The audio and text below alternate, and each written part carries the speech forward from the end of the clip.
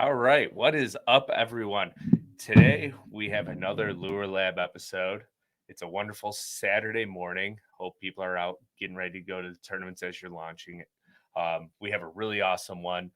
Today we have Bryatn Smith coming on, who is a Bassmaster Elite Series touring pro, and he lives out in California. So we decided to bring him on and talk about the 3 spring baits that he would use in any situation from coast to coast. So these baits are going to be baits that he believes are the best baits that you can catch bass on anywhere in the country. But I don't want to blabble too much here, so let's get Brian on and get right to the point. What's up, man? How you doing today? I'm doing well. How are you? Not too bad. I figured we'll chat here for a second before we dive into the episode. How does it feel to be on the Elite Series in 2 tournaments in already? Oh, dude, it was so crazy. I would love, I'll never trade the first 2 tournaments for anything. I would love to have them back performance wise, but just, man, I just soaked it all in, and I get to live my dream. I finally made it to the dream level, and I was just, you roll up and launch your boat in the morning, and Larry Nixon's right there, Scott Martin's right next to you, at home, and I mean everybody there. And these are all guys you've looked up to your whole life. So, yeah, I just soaked it all in, and I got out of the first 2 relatively unscathed. But man, I got on the plane and I instantly started thinking about the next one, and it cannot get here any sooner. Yeah. Yeah, you got a nice little break though. So you didn't take the boat home, you left it out in the east, in the southeast, I'm assuming somewhere. Yeah. I once my boat leaves in January, February, whenever it is for the start of the season, it doesn't come back till the season's over. I never drive it. Gas prices are just too high to really make that feasible. It's a lot easier to just park it somewhere at a buddy's house and jump on a plane. Yeah, it sounds like you need a second boat for back home so you can still get on the water. Or can you just I like really, steal someone else's boat and just go if you want? yeah, I got a lot of buddies that'll take me out, and it was actually funny. Getting ready for this show, I realized I don't have any tackle here because I pack everything up before I leave. Everything that I'm going to need, and obviously the baits that I was going to talk about, they're all in my truck in Knoxville right now. So I had to go to Bass Pro Shops and go grab a few so we can talk about Oh, well, I appreciate your willingness to do that. Thanks for doing that. And to all the viewers, and real quick too, like if any of these baits that Brian talks about today, they're all going to be linked down in the description if they are on Omnia, and there's a code in the description so you can save some money on them. So just them. for viewers there. So I appreciate you doing that so you can show them what you want to talk about. It never hurts to have more tackle, right? Like No. I mean, it'll be in my carry-on, and I'll just put it into the lineup. These perfect. are all things that I use all the time, so it works out well. But before we get into bait 1, because we're going to go through your top 3 spring baits to fish in the grass from coast to coast, Mhm. I want to bring up like a little post because you mentioned Larry Nixon's name, right? Like I don't remember if it was before Okeechobee or like Seminoles, like day 1 of one of the events. He literally posted an Instagram post and he goes, "It's fun watching all these little kids dump their boats in and forget the drain plug. So I get to watch the boat in, pull the boats out." And I'm just kind of like subquoting him, but I was like, I looked at that and I started laughing because I was like, I remember when I first got my boat and I put it in, I was like, I didn't have the plug to put in. I have like Yeah. the automatic one. I was like, did I put my drain plug in? So I pulled it back and I was like, oh wait, I'm a dummy. Oh yeah, that's But awesome. I wish I would have seen that video. That's funny. yeah, I was really laughing at his post. But anyways, let's digress. Let's jump right into it. What is the first bait that you like in the spring from coast to coast? Yeah, I mean, it's going to be the obvious one, but when I'm fishing around grass, a lot of times you're fishing big, expansive areas, and the first 2, really all 3 of them are going to really cater to finding fish in those bigger grass flats, drains, stuff like that. We just came from Seminole, so there was a lot of grass involved there, and if it would have stayed a little bit cooler, I think that grass, that Like hydrilla would have played a lot more. But anyway, my first one, vibrating jig. This is a Strike King Thunder cricket. You know, you talk about grass fishing, you're going to talk about a vibrating jig. And the beauty of the bait is that it is so efficient in covering water while you're fishing grass. It comes through the grass so well. It's really, I don't know if it was designed for it, but I mean, it might as well have been, because throwing a vibrating jig in the grass, it's like it's a match made in heaven. It really is. Um, the way it kind of bogs down in the grass, and then you snap your rod, you clear the grass off. That's when you're going to get a lot of your reaction strikes. But you can cast it a mile. I mean, I caught quite a few really good ones at practice on it at Seminole, but they, unfortunately, they were just kind of going away from me. But early in the spring, man, that's my number one bait. Are there like particular colors you like in the Thunder cricket?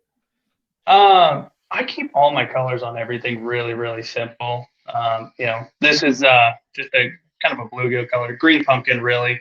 But early spring, I'm going to throw three different colors. I'm going to throw a green pumpkin. I'm going to throw a red, like a fire craw, if the situation arises, and then I'll have a white, like a shad color, if I notice they're feeding on some shad or something like that. But I keep it very simple. I don't get too crazy with my colors. Is there like a specific grass that you like to throw the Thunder cricket around, or is it just hydrilla? Yeah, any submergent grass is good for it. There was, hydrilla, coontail, elodea, all that stuff's really good. It works around emergent grass too. It's not just submergent grass. It's just that grass bait. Whenever I'm around grass, I'm going to be grabbing this bait. And before we move on to bait two, can you just kind of break down like a quick synopsis of your setup, like rod, reel, and line? Are you fluoro, Yeah, braid guy, gear ratio on the reel? yeah. I keep that pretty standard. A few years ago, the fiberglass rods got really, really popular with vibrating jigs, and the whole thing behind the rod that I use for a vibrating jig is it's designed to not lose the fish.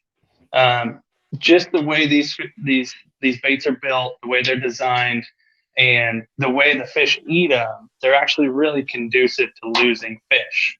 So the rod I use, it's an Alpha Angler chatterbound, and it's a composite rod that actually has a glass tip to it. And what that glass tip does is actually allows those fish to get, you're reeling this bait in on a tight line for the most part. So when that fish bites it, you need a little bit of shock absorption so they can get it deeper in their throat.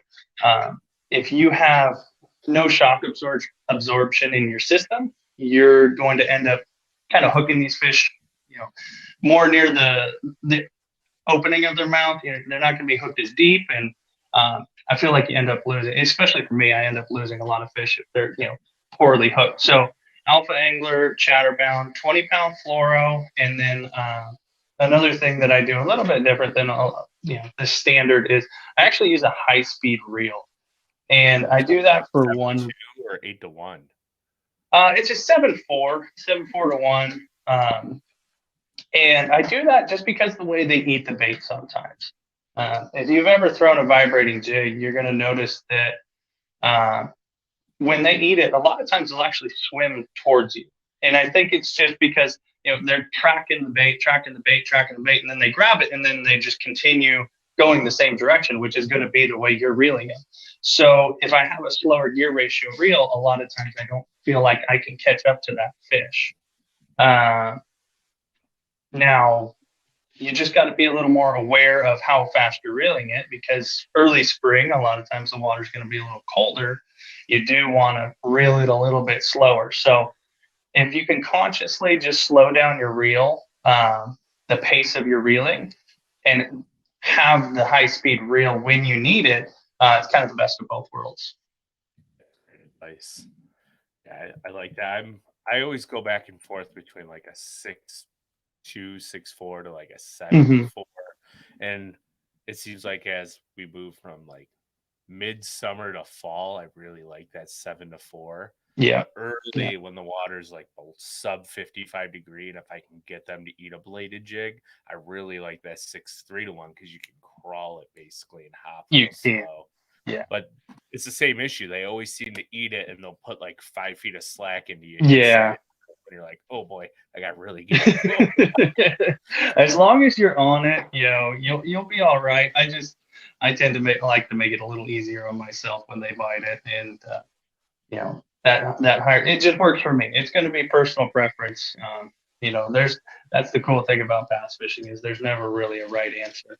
Yeah, I guess reiterate that, right? Like you have to find what your confidence is. Like even from a bait selection, like there's so many different brands on the market that you have to fish your confidence. We're just helping Absolutely. people give you the little tips to get you going. But let's fast forward.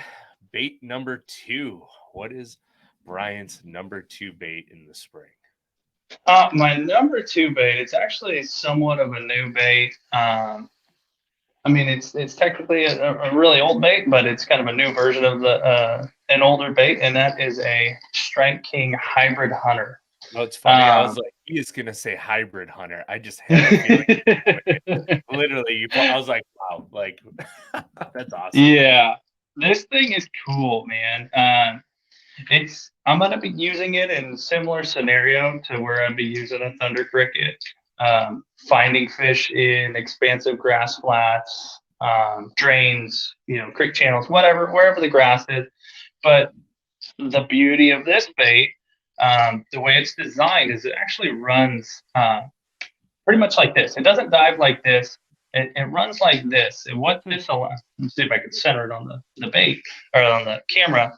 What it allows it to do is actually come through grass really, really well. You would think it's got big old treble hooks hanging off the bottom of it, that you'd be stuck in grass the whole time. And it's actually not the case. It comes through grass surprisingly well. I remember the first time I threw it, I'm like, I'm going to be so tired by the end of the day trying to rip this thing out of grass.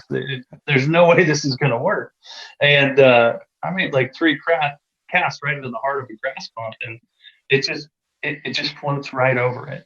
But if you can hear it, super loud. I like to throw really bright colors with this thing. It's kind of it's just something different. It's just something different. These fish have been vibrating jigged to death, if you will. It's been the hot bait for the past. I like that, vibrated to death. Yeah, with the vibrating jig, man, everybody throws it. It's a great bait. I still throw it, but giving those fish a little bit something different sometimes. Give them a different look. You'll get some different bites, and you might be able to trigger a few extra bites. Now that color you're holding up, that's what, like chartreuse perch, I think. Yeah, that's one of my favorite colors. A little bit more stained water. It's got the orange belly, kind of a brighter bluegill color. Yeah, it's a great color. But yeah, how big is the hybrid hunter? I haven't really given much like research into it. They always look tempting, but I know like they seem to really like do well in that southeast Texas, Florida region.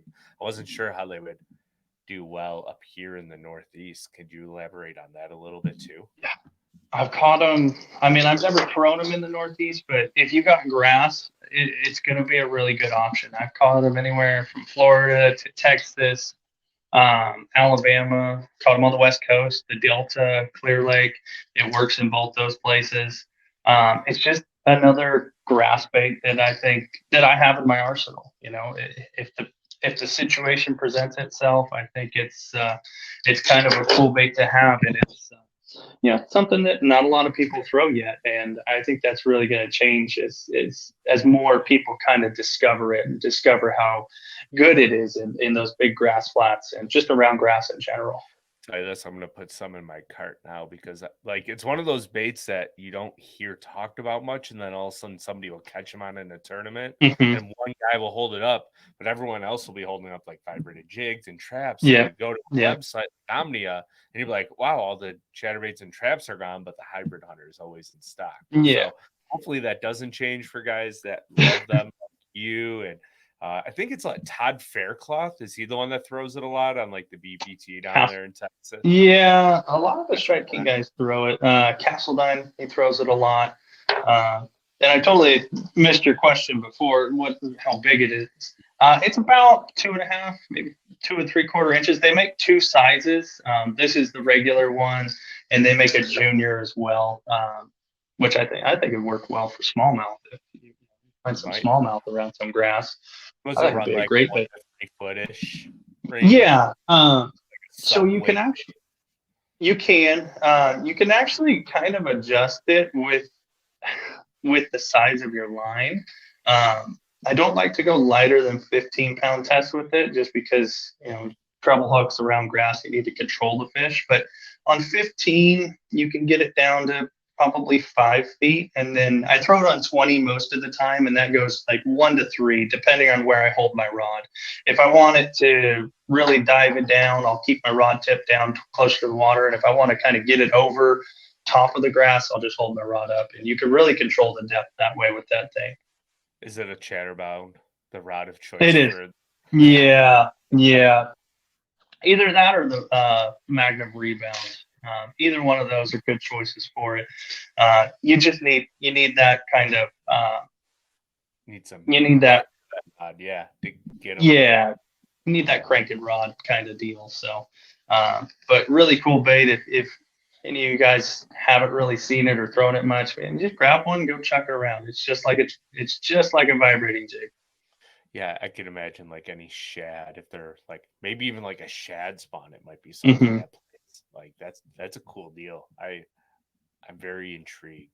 It's one of the few crankbaits I haven't thrown, so and I'm always like I gotta get that. And then like what's the other flat side they just came out, the chick magnet, like chick magnet. That's another one I throw, and I'm like I gotta get that. Yeah, that thing's really, really cool around rock and wood, stuff like that. That one's awesome. Now my mind is tailing off. We got to digress right here. So, any other things you want to mention about the hybrid hunter before we move on to bait 3? No, not really. It's just, it's just kind of something you can go back and forth with that vibrating jig hybrid hunter. You can kind of mix it up. Where I like to use it sometimes is if I found a school of fish and I got them kind of fired up on a vibrating jig, I'll go and I'll toss that hybrid hunter in after they've kind of cooled off a little bit. And sometimes you can either reignite that school or pick off a few more that you might have not gotten to bite. Just a different look. That's all it is. A little different look. Tricking them to get them to go. I love it. So, moving forward, what is our final bait that you enjoy throwing from coast to coast that will catch them anywhere you go? Yeah. So we talked about kind of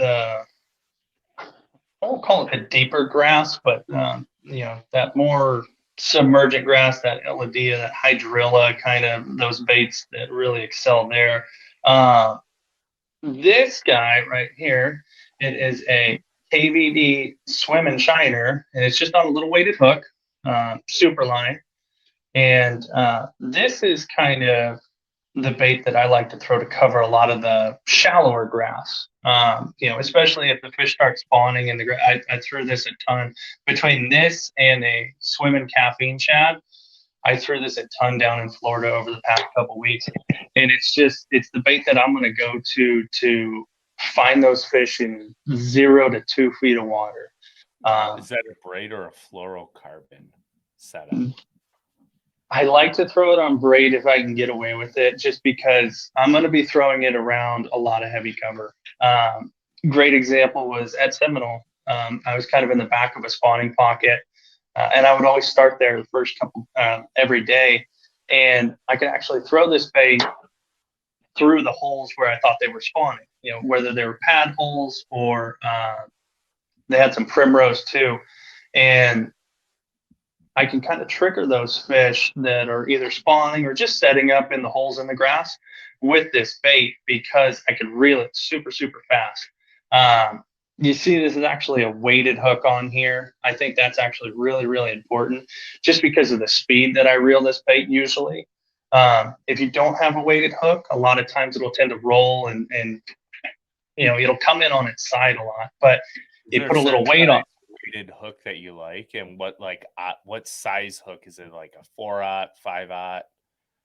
Yeah. So this isn't the hook that I normally use, but this is what Bass Pro Shops have.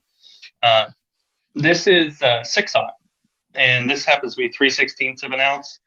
I actually use the hook I prefer is a 6/0 with a 1/8 ounce, just a little bit. You don't need too much because again, I want this thing to be near the surface. I want it to be kind of waking the surface almost.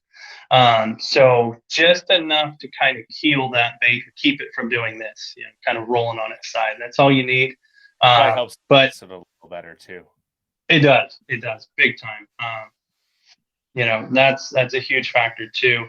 And super line, or just a heavier gauge hook, whatever, super line's Gamakatsu version, but you need a heavier gauge hook when you're throwing this with braid, just because. That you like brand? Is it like a Hayabusa, Owner Beast, the guy? Yeah, I use it's a Hayabusa. I don't know what the name of it is, to be honest. I'm all over the board with all my hooks. I have, like, for certain things, I got this hook that I know works, and this hook that I know works.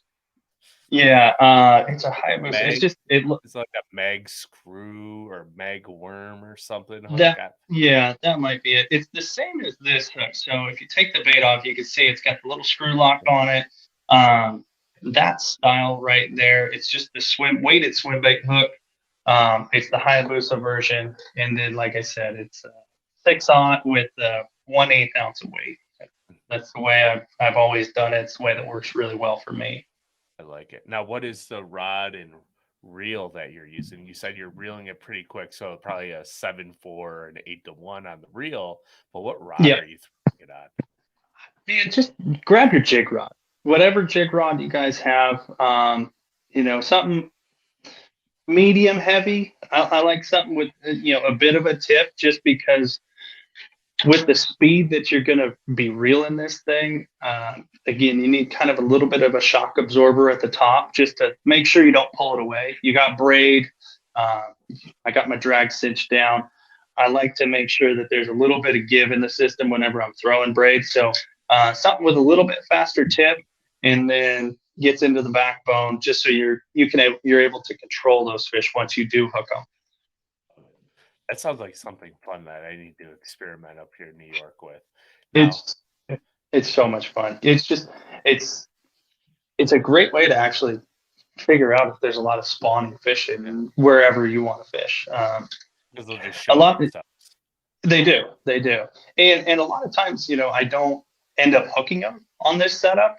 Sometimes I do. I'd say it's about 50-50, but a lot of times you can end up finding, okay, I got bit out of that hole. Let me circle back in 10 minutes and pitch a rage bug into there, and boom, you caught the bedfish. A great practice bait too, to just like burn and cover water, because if you see that flash that missed it by 3 feet, be like, aha, I know where you're living. Yeah. You know, circle back and get them later in the derby. So yeah. That's my deal, man. That's you'll notice all three of these baits, they're what I use to cover a lot of water. I don't like to slow down too much when I don't have to. So yeah, I feel all three of these baits.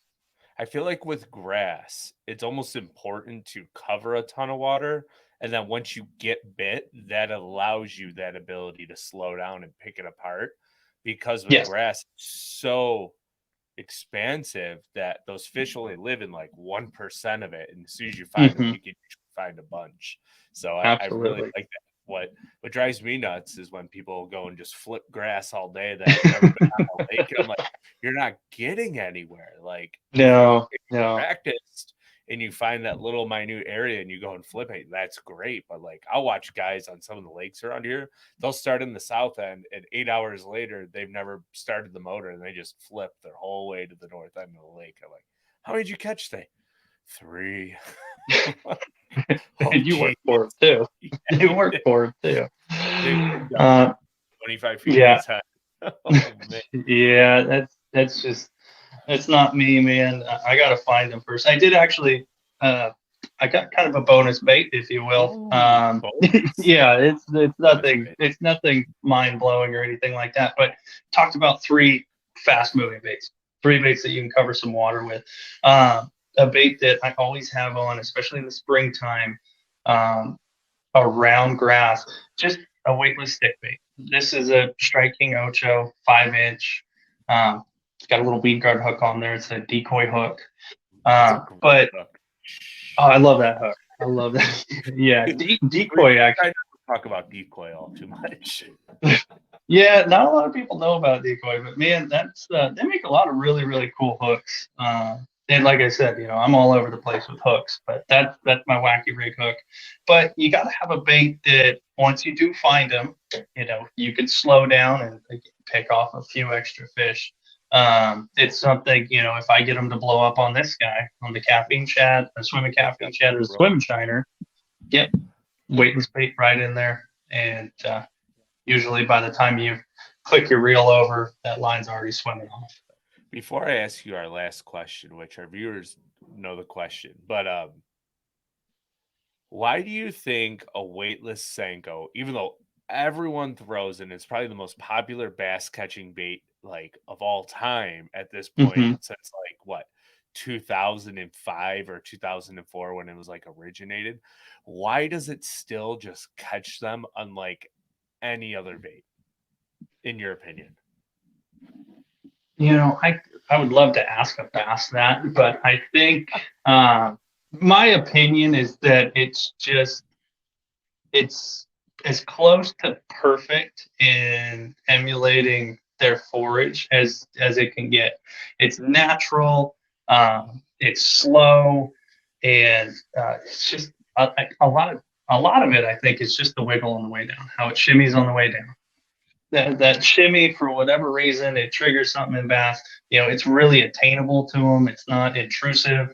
Um, it's never going to go away. It's something that's always going to work. If, like you said, if it hasn't stopped working by now, it's never going to stop. But yeah, something about that bait is just it's perfect to a bass. That's all there is to it.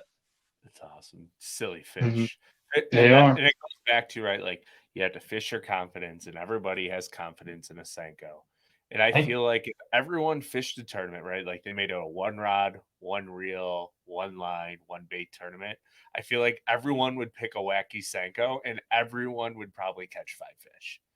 oh Five yeah, keepers, oh yeah. just because Uh, like just catch it like John Cox, for example. He's like the yep, general master, right? Like he every is. turn you watch, he's slinging around his wacky rig general everywhere they go. It's hilarious. Yeah, So yeah, yeah. I mean, if you had to give me go even further, if I had to get one bait for a season, it very well might be a stick bait. Just so I'm always weighing the limit. yeah, and there's all kinds of things you can cut it in half, put it on like a Ned head, or you can Mm-hmm. Texas rig it, punch it, or flip it. You can Yep. do whatever you want with a 5-inch, 4-inch, or 6-inch stick bait. But Nico before rig is my favorite way to rig it. Yeah, it's endless. It's endless. It's cool. Before we keep you here too long, Brian, I want to get to our final question of the show, and it's been customized by Do It Molds. And for everyone who's tuned in, if you do love to create and customize your own tackle, I actually think they have a mold, and I can double check this. And if they do, I'll put it down in the description. But I do believe they have a mold to make where you can take your own hook that you like and make a belly weighted swim bait hook with the screw lock on it. Yeah. But I want to be certain and double check that because I have not made it myself. But the Do It Molds juice of the show question is, every lake has grass in it. How do you choose a certain bait over another in the spring and have confidence to get bid on it? It's all about efficiency with um, your bait around grass. You don't want to be hung up in the grass all the time. You don't want to be every cast picking grass off of your bait. So there's a lot of different baits that you can use around grass, obviously, but it's all about efficiency for me. A vibrating jig like a thunder cricket, it's great around hydrilla, but it's not the best bait around like cattails or reeds. So I changed my bait up to maybe a swim and shine or something like that, just because grass is catchy. It grabs your hooks, it grabs your bait. So I need to be as efficient as possible And that's what's going to dictate what bait I choose around different types of grass. Awesome. And I'm sure like watercolor and sky conditions really dictate the color choices of the day as well, I would assume. It does. Yeah, absolutely. I keep my colors simple, but just keep it basic with all that stuff and pick the bait that's going to be the most efficient. And that's, because grass fishing, you're searching for the needle in the haystack a lot of times. So, picking a bait that's the most efficient to figure out where those fish are that day, that's my number one deal. Perfect. Well, thank you, Bryant, for coming on. I want to wish you the utmost success the rest of the way through your rookie season. There's 7 derbies left, I think, for you. Yeah, there's quite a few left. So we got a big season ahead of us, but I really appreciate it. And if you have some free time and you just want to fun fish when you're in New York, and if you make your way to my side of the state, just let me know and maybe we can go out and flip some grass or something somewhere. That'd be awesome. I'm in. Yeah, we'll chat soon. I'm going to let you run here. I know you have other duties to attend at home. So thank you again for taking this half hour out to join us here on the Lure Lab. And we'll chat with you soon, buddy. Thanks so much. Have a good one. You too. Bye now. All right, everyone. Thank you for tuning in, as always, to another episode here on the Lure Lab. We hope you enjoyed talking about these 3 spring baits that Bryatn Smith likes to use across the country, coast to coast. They will work wherever you go. Find confidence in the bait, find the colors you like, keep it simple, and catch up all the bass. If you do listen to this episode and you end up catching a bass on a bait that was mentioned here, tag us on your social and we'll repost it on our story. We love connecting with all of our viewers and just having a blast with catching as many fish as possible. But if you're on YouTube and you thoroughly enjoyed this video, hit the subscribe button down below, throw us a thumbs up, leave a comment of maybe what your top 3 baits are for the springtime. If you're on MP3, Apple Podcast, Spotify, if there is a review button, please hit it. Leave us a review. It helps this show get shown to more bass heads like you and I who are tuned in. We're bringing this to you guys and ladies every week, just trying to give you as much information as possible from the top pros, your YouTube influencers, everyone who's in the fishing industry. We want to bring their favorite techniques and baits to you. If you want to throw us a DM on Facebook or Instagram on the Serious Angler page and the episodes that you want to see in the future, even do that. We love to hear everyone's opinion. But until next time, we'll see you next Saturday.